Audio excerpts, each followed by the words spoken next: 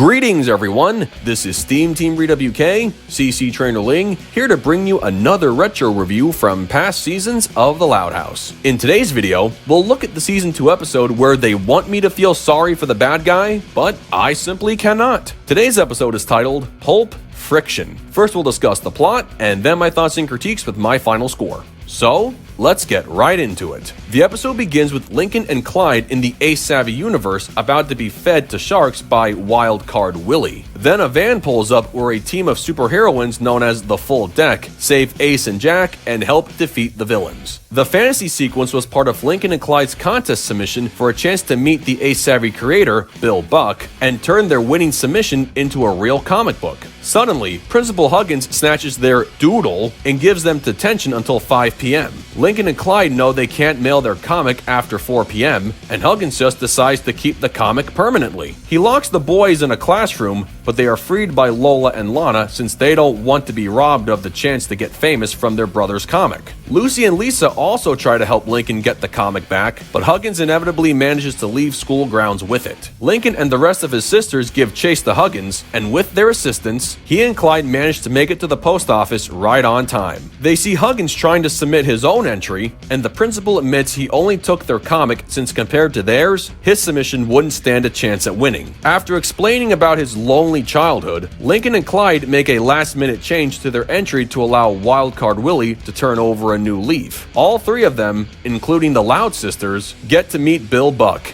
meaning Lincoln and Clyde's comic won the contest. Well, that concludes the plot of the episode, so now we come to my thoughts and critiques. You know, sometimes I really try to sympathize with certain characters on the show, and try to understand their motivation for doing what they do. However, you come across someone like Huggins, and you quickly realize he's one of the last people you should be feeling sorry for. And I don't care what his reasoning is. Not only did I despise him in Frog Wild, but my hate for this guy grew even bigger in this episode. Although I will say this one was better than Frog Wild, but not by a lot. It's another example of him abusing his position at school to do whatever he wants to his students and thinks there's nothing wrong with that. First, he takes Lincoln and Clyde's comic by going full Chalk Zone Mr. Wilter on them, gives them detention because he thinks he got sassed, and then just decides to keep the comic with no intention of ever returning it when he finds out the kids need it back by the end of the school day. He knew exactly what he was doing, and it was really messed up. He then gets caught doing what Lincoln and Clyde were going to do all along, and says his comic entry wouldn't win if theirs was going to be submitted. But the most pathetic thing is he tries to justify his actions by talking about his lonely childhood, where reading Ace Savvy comics was a way of filling the void of having no friends. Look, I feel bad for anyone who didn't have a good childhood, but that doesn't make it okay to go out of one's way to smash the dreams of a kid just to make your former childhood dreams come true.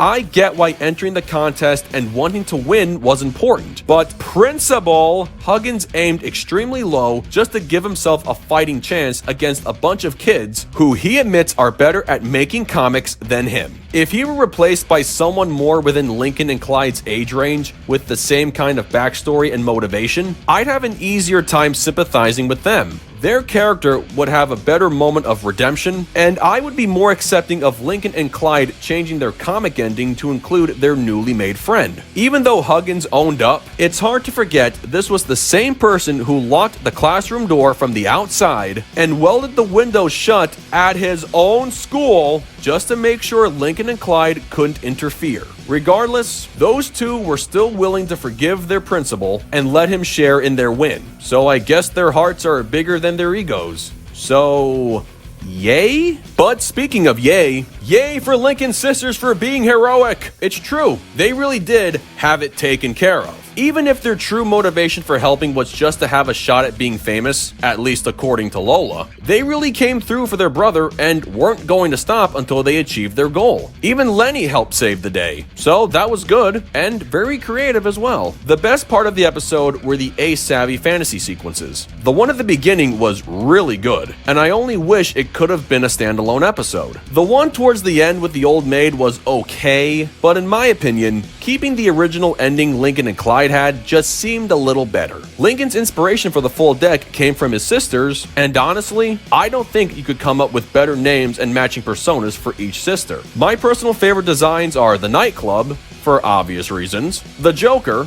because Harley Quinn, and the Eight of Spades, because spooky. Although we never see any official in-show artwork of the full deck like we do for Ace and Jack, I can only assume Bill Buck drew the characters the way Lincoln and Clyde did, in which they all take their looks after the Loud Sisters. If Lucy's drawings in Sleuth or Consequences are any indication of anything, I think we all know who sketched out the Ace Savvy comic for Lincoln and Clyde, and why she and her sisters wanted their brother to win so badly. Her drawings in exchange for fame and fortune. You know she wanted the fame. You can see it on her face. Overall, this episode had its good and amazing moments, but it's characters like Principal Huggins that really drove the episode down. And there's no defending characters like him. He has a relatable backstory, but it's not enough to forgive his actions of this episode. Still, Lincoln and Clyde were willing to let go of the man's power trip just to make his childhood dream of meeting Bill Buck come true. It proves they're a lot more mature than their principal, and that's kinda sad if you think about it. The comic book sequences were great, the ending was a win for everyone, even though Huggins didn't really deserve it, and Lincoln's sisters really had his back, and now they're officially part of the Ace Savvy universe. With that said, I give Pulp Friction a 7 out of 10. Well folks, that concludes my review of Pulp Friction. This could have been a lot worse had it not been for the good moments of the episode. Otherwise, it would have been rated within the D level range, mostly because of Huggins. But it's thanks to characters who weren't on a power trip that managed to just barely save the episode from being below average. And that's not something to be proud of. So what did you guys think of it? Love it? Hate it? Something you would add? Change? Keep it as it is? Let me know in the comments below, and make sure to subscribe to this channel for the latest Loud House content. That's going to do it for me. I'll catch you guys for the next video, but until then, this is SteamTeamRedubUK, CC Trainor-Ling, signing off. Peace out, home slices.